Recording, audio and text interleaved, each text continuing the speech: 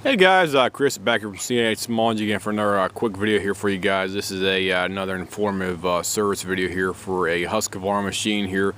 This is a Husqvarna X Series 125 BV with the E-Tech engine on here specifically for that. We had a customer here dropped off two of these machines. They were both identical to each other, and they only wanted one machine repaired, unfortunately. So the second one we have right here is one we actually kept ourselves over here because the customer did not want the work actually needed to be done to get the machine running properly. The work needed to be done was it needed a new muffler, new exhaust muffler gasket, new carb assembly, a tank needed to be cleaned out, and needed new fuel lines, intake gasket, new spark plug. And the other thing they were having problems with on this one right here as well too was there was a small amount of dirt bypassing the air filter on these machines. This one right here, he had about 145 psi compression on this machine. However, we did see scratches down inside the engine, and this thing was notoriously hard to start with just using basically ether out here as well too. And we were getting really worried about, you know, trying to put a new carb on here and hoping that thing was going to work out, but what happened was the customer didn't want it done anyway, so we basically kept the machine here and we were experimenting with the machine after the customer left. And we did find out the machine was working adequately for our needs over here after we put a new carb assembly on, new muffler, gasket, and everything else like that specifically for this machine. And these things have extremely thin air filters. I don't like saying that, but that's what it is on the back of these machines for the intake on here, guys. Let me take it apart here and show you here. Get this thing off here. It's pretty tight on it right now from yesterday. There we go. Okay. And here's your air filter right here. This air filter is like a cotton mesh screen on here. I don't know what they call it exactly, but it's like a cotton mesh screen. And this is what it looks like on the back side and the front side. It's really thin. And whenever the customer originally brought it to us over here last week, he had a lot of black debris down inside the intake box right here. There's all this crap down inside right down here. There's this really black, almost like a gritty, like a sand. I don't know how else to describe it. It's like a black, gritty sand material right down inside there, and it was down inside the carb's main throat as well too. And it looks like the debris was bypassing the air filter's ability to stop it properly, and that was one of the reasons why I was really leery and worried about having the machine running properly after we gave it back to the customer for his needs.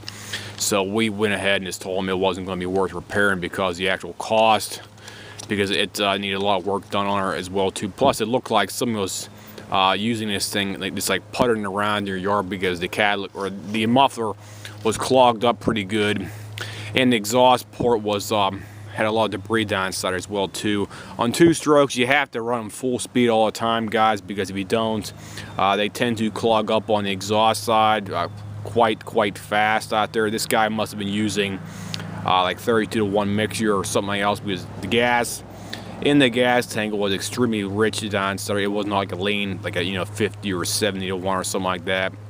Because typically what we use over here is off the 2 mix, which is, I think it's about an 80 to 100-to-1 mix ratio, and it works perfectly fine for us over here for the past, I think, about 7 years. We've been using it off and on, and it works perfectly fine. So I can definitely recommend it as a good 2-stroke mix for your machines out there specifically for that.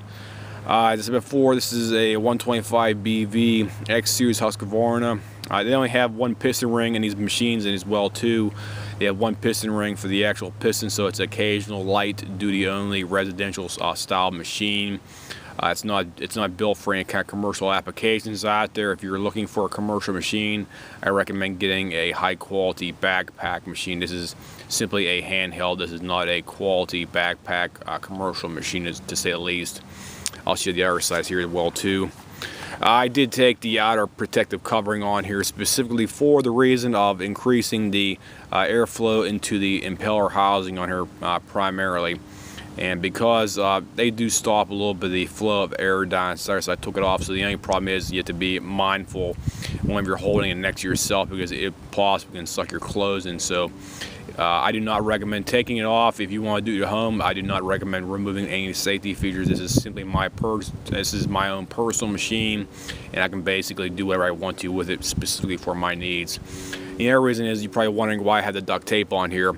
I took the tube off my older Sears right here, my 2009 Sears, and I adapted it to the one right here, as you can see right there. So I put that tube on there. I just want to test in our yard over here for a test session, because I was cleaning off our property over here for the past hour and a half. The machine seemed to be running adequately, so I went ahead on eBay and purchased a whole new tube assembly from a guy on eBay, an actual used tube for about 15 bucks. So I should have the proper one in the future, probably in about a week's time, to put the machine back together as it should be, as it was from the factory time. Because the guy, when we brought this machine over, he did not have the tube assembly. He simply had the housing. He did not have the tube for the blowing of the air, nor did he have the optional accessories to suck up leaves in his yard that you use your mulch plate and anything else right here for your mulch assembly right here, because typically you put a big fat tube on the outside right here, and it sucks up and it cuts up and shreds up all the debris inside there as well too. But he did not include that whenever he brought the two machines over here for us to check it out. So I'll go ahead and fire this thing up here, guys. You can see it running here, so bear with me here for a couple seconds while I put the camera down, and we'll go ahead and fire this thing up here for you.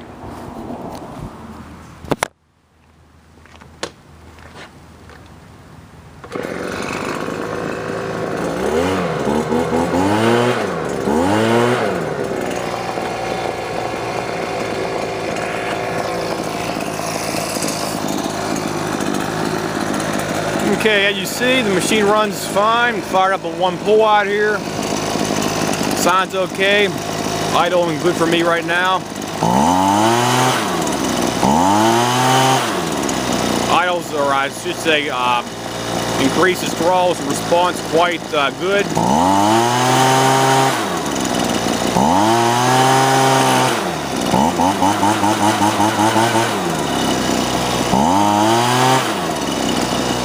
And the impeller works pretty good on that side too. As you see, the cover is not there. And the reason I took that off was because I wanted to increase the airflow specifically for my needs over here on our property, because I want to try to maximize all the air going into the housing specifically for my needs. So it's running good for me over here. Throttle response is good, has a nice smooth idle.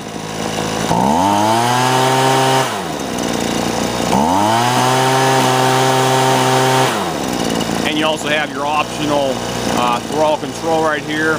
This one has the optional one.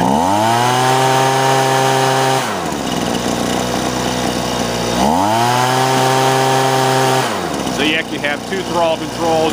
One's your primary right here, and you have your secondary. They call it like a cruise control right here. You just hold that down, and you will not have to fatigue your finger on the front end right here as well too.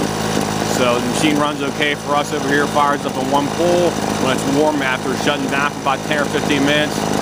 So we'll go ahead and turn the machine off on the top right here. Here's your off switch, or your kill switch, what you want to call it, guys. So overall, the machine's relatively good shape still. I personally recommend keeping this myself over here, so that's what I'm going to be doing for using it around our property and maybe up at our cabin as well too. And overall, it seemed to be running okay for me. However, as I said before, it did have problems with it. I did have to order parts for the actual machine to run properly, as you see right here. And from what I read online, this thing has a mixed review. Some people like it, some people hate it.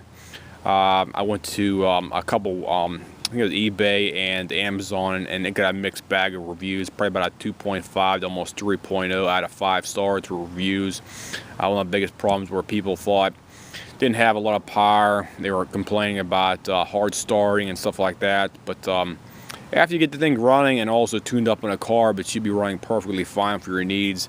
If you have a small yard out there and you just want to do basically minimal work around your property for your blowing leaves off your driveway and blowing leaves off your yard specifically for that requirement. So give you another shot over there as well too. That's the air side, and I'll give you a shot of the actual ID tag on the bottom right here as well too, guys. Here you go. So you can lift that up right here.